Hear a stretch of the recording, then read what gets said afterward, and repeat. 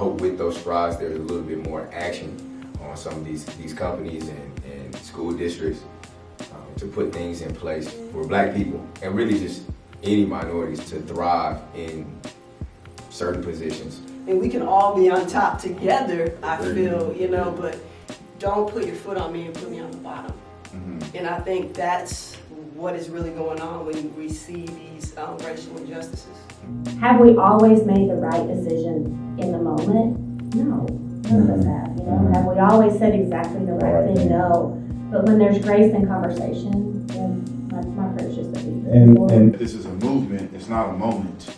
Because, this happens every time, some type of racism is displayed or racial injustice is displayed, and we're up in arms for a week or two, maybe even 3, and then, there's nothing after that. You want to see real progress, you're going to have to allow a moment of grace so that we can educate ourselves and we can see real change. Yes, there's progress, but if you really sit back and think about that, is that progress? Mm-hmm.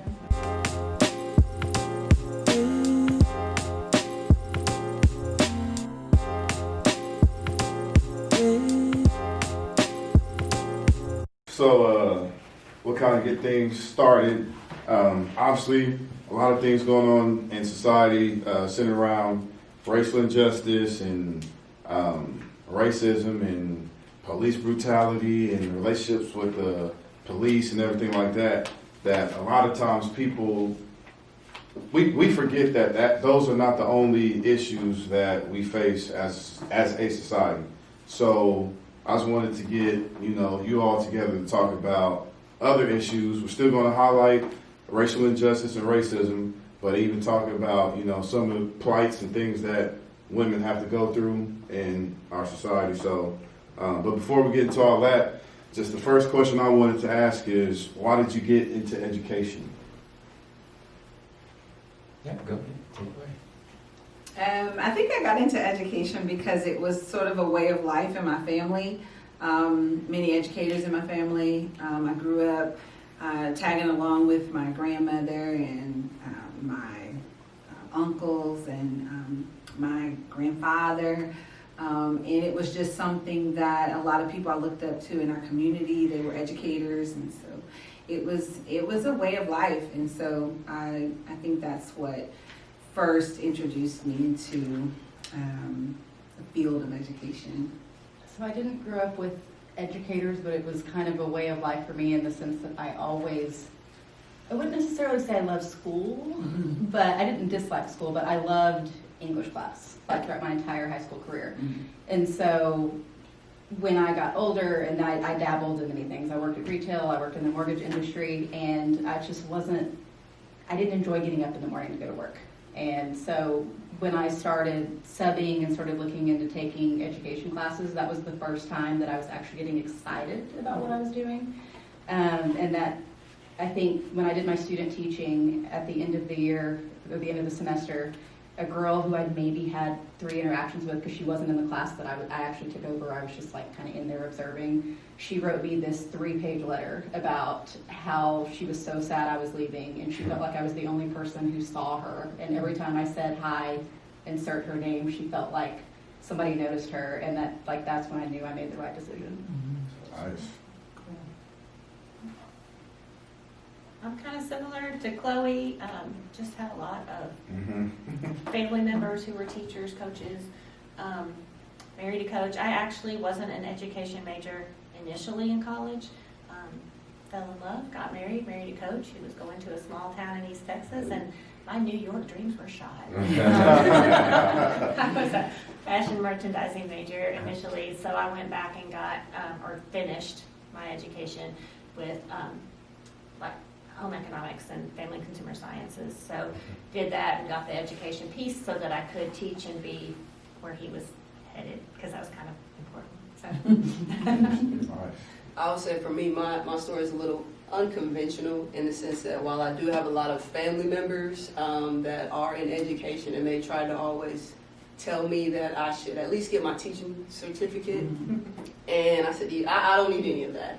You know, I was in school, I was running a successful business, and I thought I was on top of the world and I knew everything. Yeah, I was making the big bucks, all of that, until my business crashed. And then Kevin called me and said, hey man, this is better than Dollar General. And so I said, I can give it a try. And I've stayed really because of all the things that my family did teach me and tell me about education. I found out that they were true. You know, you really do impact lives. And while you heal these kids, I've also found you heal yourself. That's amazing. That's big facts. So kind of like even piggybacking off of that question, all of us were inspired or influenced by a number of people. So my next question is, what person or people in your life really inspired you to, you know, not even just with education, just in life in general, gave you the motivation to be successful in whatever it was? I guess it's kind of cliche, but I've been really lucky as far as like women. I've always had strong women in my life, but my parents, I come from a military family, and so, and it was very clear when I was younger that that was not going to be the path for me. And so both my parents have always been extremely supportive, and they didn't really care what I did as long as I was happy and the best at whatever I did. And so I think that they've just, no matter what, doesn't necessarily have to be great in the sense that, you know, it has to be some crazy endeavor, but whatever I'm going to do my best at it and make sure I'm happy with it. My parents were a strong influence in my life. Their faith in me, you know, I didn't want to let them down ever. But also my mom always told me, like, all we ask is that you do your best. Like, so it was never like the push for grades or the push for, you know, excellence, but she knew, I think, that by telling me all that matters to us is that you do your best. And I think that's just something that I've tried to impart to my kids, my students. You know, it's like, you don't have to keep up with everybody else. You just have to do you and do you really well.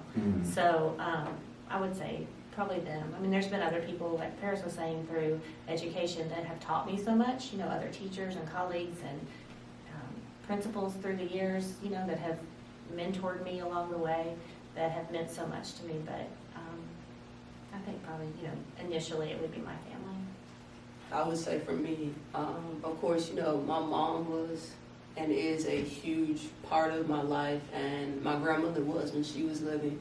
But as I thought about this question, for me, I think the person who inspires me the most is actually one of my sisters, Tiffany. And she was adopted by my mother. And what I love about my sister Tiffany is it doesn't matter what curveball life throws her. She's never been one to make an excuse. You know, she's never been one to even say, woe is me, or anything like that. She's just like, hey, get her done. We'll figure out a way to be successful in spite of that. Okay. Yeah, I come from a family of strong women, so just their resiliency and just the fact that they, you know, whatever they decide to do, they're going to do it to the max. And you know, whether they've been single moms at the time or whether they have been, you know, maybe they weren't in their ideal shape or whatever at the time, they still rocked it and were still fierce. My mom battled breast cancer like about 7 years ago, and you know, I mean, this is just one small snippet of who she is. So, you know, she's doing the chemo, the whole nine, losing her hair, everything, and we're going into the chemo room or where you get the treatment. And every day I would pick her up, and she's got her wig on, she's got her makeup on, she's got her outfit together, she's got her snacks. I mean, you know, she's going, good morning, you know, when she's going in, you know, and it was just like, well, okay, well, good morning. You know, like we're going to just get with it. Whatever, like you were saying with your sister, whatever's been thrown at her, you know, she's just resilient. And I think that was modeled throughout my life. And so she has really been an inspiration to me. I would say, for me, I love my mom. I love my wife, and just the role of mothers. Just seeing how, like, I truly believe, like, watching the body go through the transformations that it goes through, trying to bounce back, and then seeing how they still have to continue to provide for not only themselves, but for the kid, and then, you know, their husbands as well. So I believe that women just have like these incredible superpowers to conquer whatever it is. We do. And I really believe it. And I'm seeing, like, so my daughter just turned 1 2 days ago. And so we were doing some reflecting. I'm like, my wife is a superhero, and that's all I was thinking. And I began to think about my mom, and I was like, just what women have to go through to get to this point. And while I was in the hospital, I was like, thank God it's them. Because the pain, I was like, wow, that's crazy. But through all that pain, when I saw my daughter, the joy I felt, I know that it was multiplied by a million when she was holding like my daughter. So I was like, you know what? I love my mom a lot. I love my wife, but I love them even more because I've seen what they've gone through and the sacrifice. So that was pretty cool. Wow. So, like, even for me, I talk, if anybody knows me, they know I always talk about my grandmother and all the sacrifices she's made, just like that. I don't even think she realized that she changed the trajectory of our family. Like, you know, being a 30-year-old Jamaican woman and transitioning to Buffalo, New York with, at the time, I believe all 5 kids at that time. And, you know, just making it work, like working in hospitals, cleaning up people's homes, and not making any excuses, and just seeing how that decision and that leap of faith and her mindset, even now, how she still tries to encourage people and get the best out of people, even now, as an 86-year-old woman, still, you know, fighting a good fight. Oh yeah. She's just like, I don't know, she's amazing. Like, I always tell people, my grandmother, I think she's an angel on earth. Like, I really feel like that. And I feel blessed to have had her as my grandmother, and at certain points in my life, really as, you know, my mom, my dad, my best friend, like every almost position she could play. I always tell my kids my first coach was my grandmother. Because I'll never forget being at home and watching the Dr. J commercial, and, you know, he does his little glide, and I was just infatuated. I'm like, I want to play basketball. And I was 5 or 6 years old at the time, and the very next day, she came home with a basketball and told me to go outside and get to it. I was like, and this is a lady that she doesn't care anything about sports. She'll pray over every athlete. She's been prayed over Tiger Woods. She's been prayed over Dwayne Wade, LeBron. She's been prayed over everybody. But just like her heart and her will to really want to get the best out of everybody, like that's my hero. So This is obviously why we're here.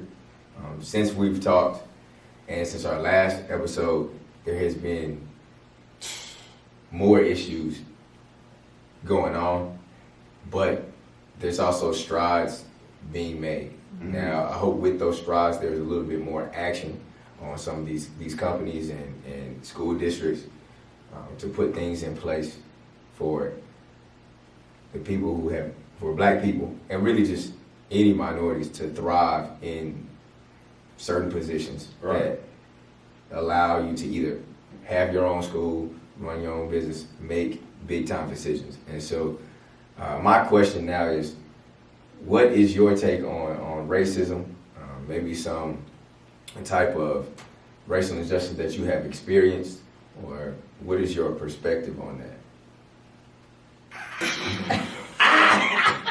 I'm laughing. So what is your take on racism and racial injustice that is not going on now, but kind of throughout your life? I guess you could start. Okay.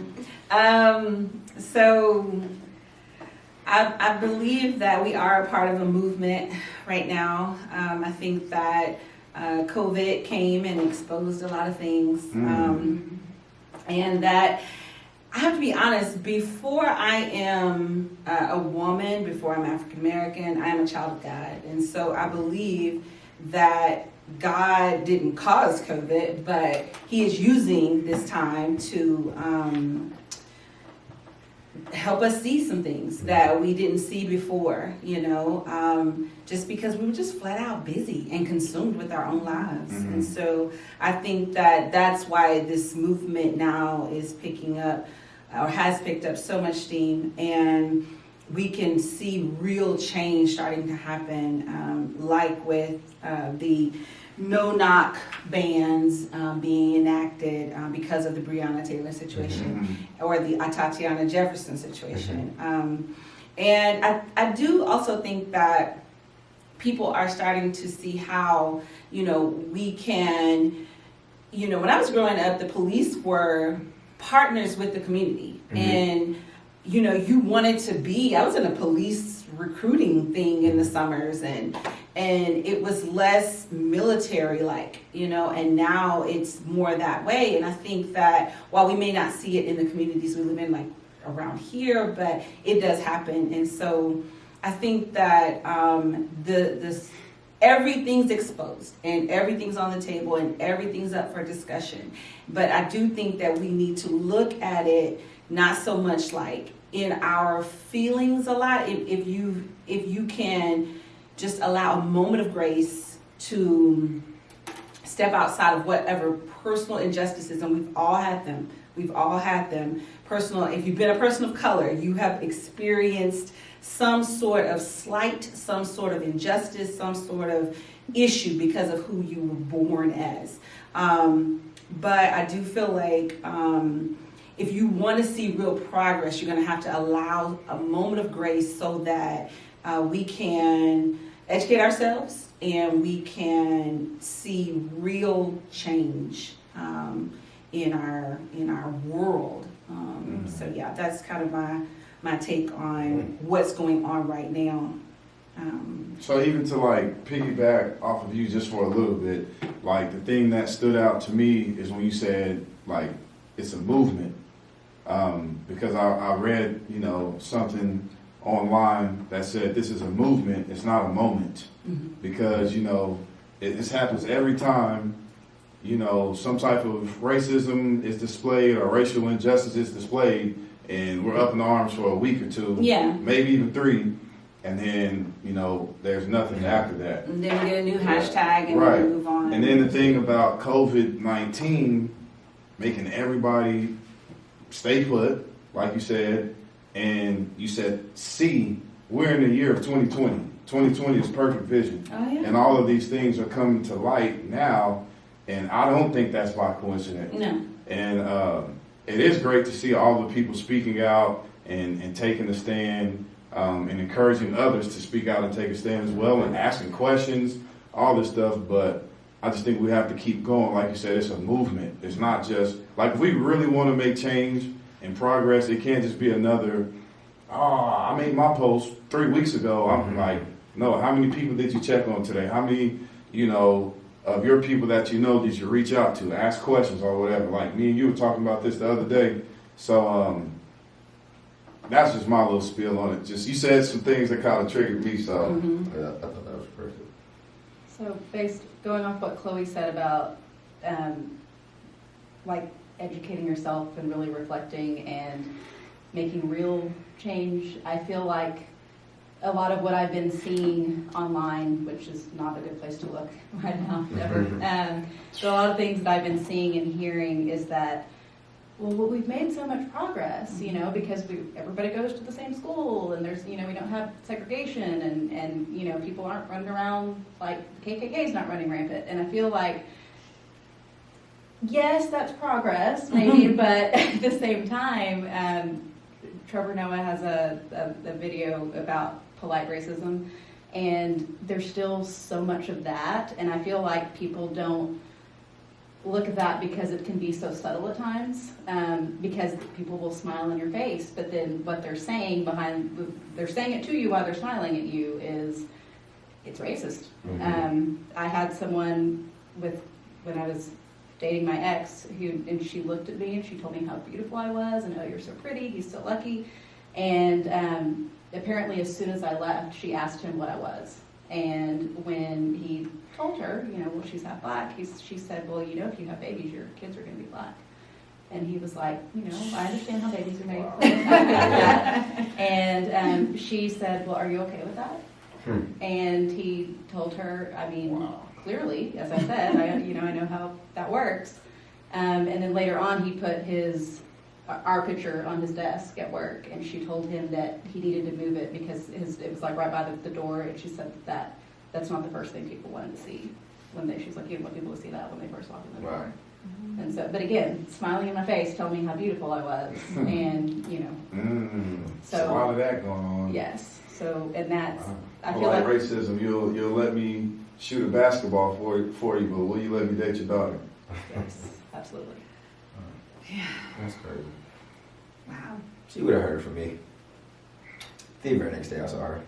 Well, he ended up not working there for a really, really, and that's one instance of most of the things that I've encountered have been with dating, and I think that because I am fair, sometimes I've had that, you know, well, I know you're black, you don't look black, or I was thinking, Kevin knows the story about the guy I was dating that broke up with me out of the blue, and then later on I found out that they were okay. They weren't okay with my last name being Rodriguez because they knew what that meant, but they could learn to accept that. But then when they found out I was half black, they said I'd never be welcome in their house.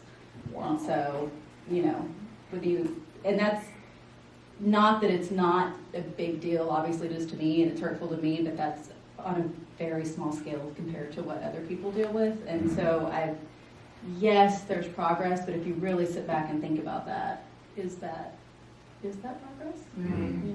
I think for me, I really didn't encounter racism that I was aware of anyways, until I really started adulting. Once I started being responsible for myself, making decisions for myself, I really started to encounter a lot of systemic racism from the university that I chose to attend. Kevin and I think we were banned from an IHOP at one point, and that was really just based off of the color of our skin. I've been pulled over by 5 police officers for doing nothing but being black while driving in a racist area. In a nice car. Yeah, in a nice car, and of course I can't have a nice car and can't attend a nice university. And I've even had to deal with steering, and looking for a home to live in and purchase. And you only want to show me homes, in Box Springs or, your South Dallases. And I'm like, I've never lived there.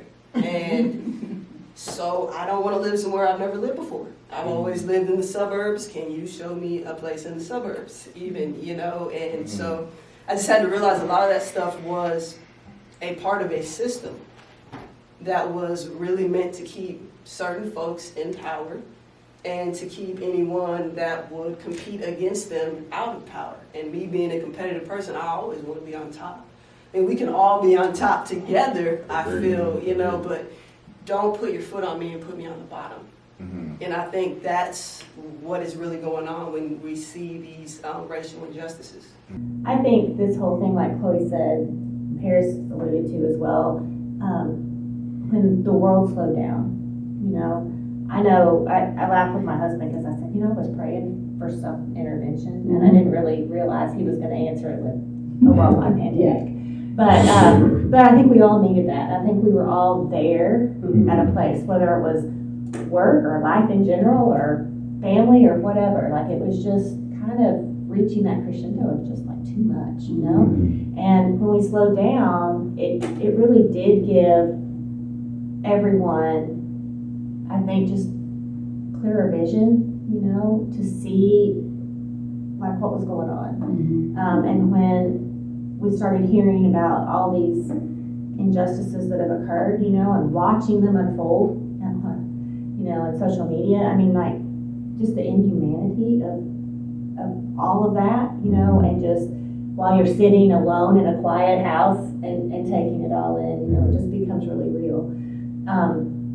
And a term that I've heard recently, just from watching some things, is a white allergy, and I don't know if someone coined it on their own or where it came from, but kind of just, you know, not feeling like you've had those feelings, and really like nothing you've done has come from that place, but just as an allergy, you don't know what's the cause of it always, or you don't know what, you just know there's something there. And so maybe, you know, you've done something or said something, and one thing that's come up that's just really enlightened me about myself is that I have used the term colorblind, or I don't see color, and from my, and I'm not trying to justify it, but from my position, that was a place of inclusion. I thought I was saying the right thing. I had no idea that I was hurting anybody. And where maybe in the past, had the world not slowed down, I might have felt like the need to say that to someone if they would have said that to me, you know? And in this, it was just really had that time for like introspection, you know? Introspection. Thank you. And have just, you know, really been able to like look inside myself. We've talked a lot as a family, generationally, which has been really cool as well. And to watch my dad talk about like his upbringing. He grew up in inner city Kansas City, and he spent the summers on the farm in South Arkansas. And so he kind of had that same, you know, he was telling about my grandfather who went to school as a kindergartner, so a 5-year-old white boy. He had never played with white kids, and so all of a sudden they put him in a white school, and he cries to come home every day because those weren't his people, you know. And I think that's just, and then there's been some things, you know, slammed out, you know, to my parents who are 78 and 80, you know, just criticizing them, and I'm like, you don't know where he came from. And I'm grateful for that because I wasn't taught that. But in that realization, like, yes, I could have offended somebody, you know, not intentionally. And so just kind of being made more aware, and that this really is conversations like this and time together that are going to heal this, and that it has to be all of us together to move forward, and not just to stand alone on any one side of it. And like I love when you said just show great, you know, just like there has to be that both ways, I think. Because there's a lot of people who want that rich experience, you know, of culturally diverse. And I truly believe, and I've said this to my husband a lot, like until we worship together, you know, and until that it is. And, you know, and it's also kind of one of the most intimate things. And so until we share that and are able to get that, and I'm grateful for like the ministry of FCA because I grew up in that. Every summer going and came, you know, and I think just that was my reality as a child. And if you were talking about yours, you know, that was mine. Like we do all get together. I did hear African American, Black ministers preach, you know, and I did watch because my dad was a coach and my husband was a coach, you know, like we had all walks of life. All walks of life. And I've seen my dad defend his players through the years, and I watched my husband defend his. And so I think, have we always made the right decision in the moment? No, none of us have. You know, have we always said exactly the right thing? No. But when there's grace and conversation, then my prayer is just that we can move forward. And I agree with that in the sense of you have to have these conversations with an open heart and open ears. You can't go in and you're only, like, people have conversations because they want to teach something. Like, oh, I'm going to get my point across. Right. But they don't go into conversations ready to learn something. And especially us as educators, we know how important continued education and learning is. And I just think that's powerful when we need to have these conversations. But when somebody does not think like you or says, this is how they experience something, who am I to say they're wrong? That's your experience. How am I going to tell you you're wrong for your experience? That makes no sense. And honestly, I think that's why a lot of people are afraid to speak out.